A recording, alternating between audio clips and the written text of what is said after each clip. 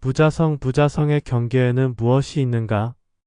요즘 점심시간도 없이 매일 업무에 몰두하다 보니 짬을 내어 글을 쓴다는 것이 여간 어려운 일이 아니다. 그런데도 다행히 잠깐 시간을 내어 몇 자 적어본다. 무기력증이 깨침의 길에서 걸림돌이 되듯이 과도한 업무 또한 이 길에서는 만만치 않은 방해꾼이다. 잠깐이라도 사색할 시간을 허락하지 않다는 것은 분명 보이지 않는 손이 작동하고 있습니다. 글을 쓴다는 것은 자신의 정체성을 견고히 하는 길이며 나아가 괴로운 처지에 있는 모든 이들을 위한 자비심이다. 오늘의 주제가 무자성의 경계에 무엇이 있는가인데 스스로의 성품이 없는 가운데에서 드러나는 것은 무엇인가? 무자성이란 영혼의 유무와는 다른 개념이다. 무자성은 영혼이 있느냐 없느냐를 분별하여 따져서 영혼이 없다는 결론에 이르러서 무자성이라고 하는 것이 아니다. 즉 영혼이 있는지 없는지에 대한 있고 없음 여부에 따른 분별을 통하여 영혼이란 없는 것이라는 판단에 따라서 자신의 본체란 없다는 무자성의 결론에 이르는 것이 아니다. 무자성이란 보이지 않는 영혼이 순환에 따라 인간의 육체의 옷을 입었다 벗었다 하는 인과에 얽힌 윤회를 깊이 관하다 보면 무자성의 경계가 자연스럽게 드러나는 것이다. 반면 영혼이 없다는 결론에 다다른 사람은 정확한 무자성의 경계를 알기 어렵다. 순환 반복하는 윤회의 주체인 영혼이 없다는 견해가 단견이 아니고 무엇인가? 무자성이란 자신의 영혼을 인식하는 순간부터가 시작점이다. 만약 영혼이 없다는 결론에 이르면 무자성은 드러나지 않는다. 이때는 그 자체로서 해탈의 상태만 남아서 공성으로만 비추게 된다. 존재가 사라지고 자신의 의식마저 사라진 해탈의 상태. 그 속에는 무자성의 경계가 드러날 수 없다. 이는 좋게 말하면 해탈이고 나쁘게 말하면 무지이다. 깨우침이라는 이름으로 무지의 상태에 이르니 깨우쳤으나 눈뜬 장님과 같아서 존재를 알지 못한다. 존재를 정확히 보고 알아야지만 그 속에서 무자성의 경계가 정확히 드러난다. 영혼의 기막힌 순환을 직접 보고 지혜로서 알 때 무자성일 수밖에 없는 이치가 드러나게 된다. 또한 무아의 이치와 원리를 자신이 직접 체득하였다고 하여도 무자성의 이치와 원리는 아직은 알지 못한다.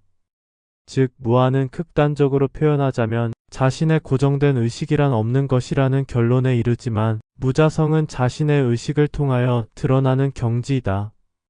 그나마 무자성과 무아의 공통점이 있다면 두 가지 모두가 미련과 집착이 사라진다는 점이다.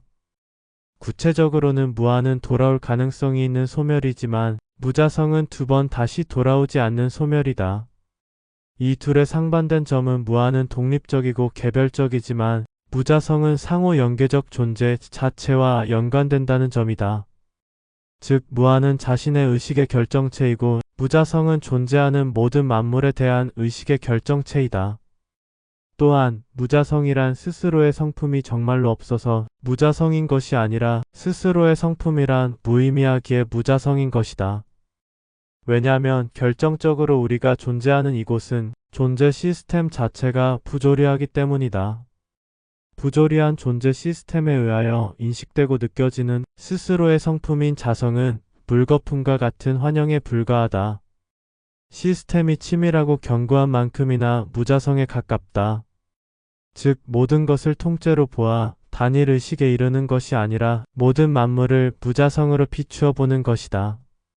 다시 말하면 모든 만물을 일원론으로 보는 것이 아니라 있음과 없음인 존재 자체를 물거품과 같은 환영으로 보는 것이다. 현상계뿐만이 아니고 시스템계도 모두가 다 환영이다.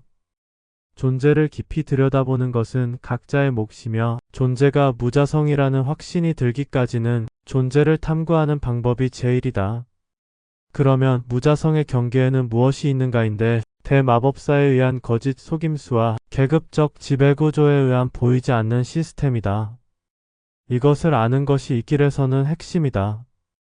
의식의 경계 끝을 지키는 거대한 존재들, 눈에는 안 보이고 의식할 수 없기에 감추어진 존재들, 언젠가는 반드시 마주해야 할 노쇠한 마법사들, 불교에서는 마라이고 그리스도교에서는 사탄과 같은 존재들, 마라와 사탄은 우리가 알고 있는 악령과는 달리 천상의 관리자들이며 그들은 그들의 역할을 하는 것이다. 그들은 결코 흉측한 모습으로 나타나지 않는다.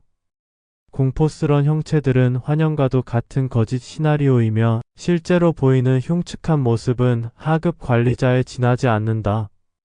따라서 두려워할 일이 아니며 공포는 자신이 만들었다기보다는 그들에 의해서 외부에서 주입되는 막연한 두려움이기에 공포를 주는 자도 없고 받는 자도 없듯이 환영으로 여겨서 자신이 받아들이지 않으면 그만이다. 의식이 해방되는 순간이 꿈속이며 그들은 꿈속을 집요하게 단계별 시나리오로 파고든다. 왜냐하면 그들은 존재를 유지 관리하는 역할이 목적이기에 각성하여 깨우쳐서 시스템에서 벗어나려는 자들을 끝없이 감시 관리하고 시험하기 때문이다.